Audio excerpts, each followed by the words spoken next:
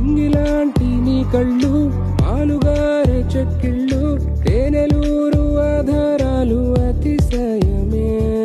మగువ చేతి వేళ్ళు అతిశయమే, మకుటాలాంటి కోళ్ళు అతిశయమే, కదిలే వంపులు అతిశయమే.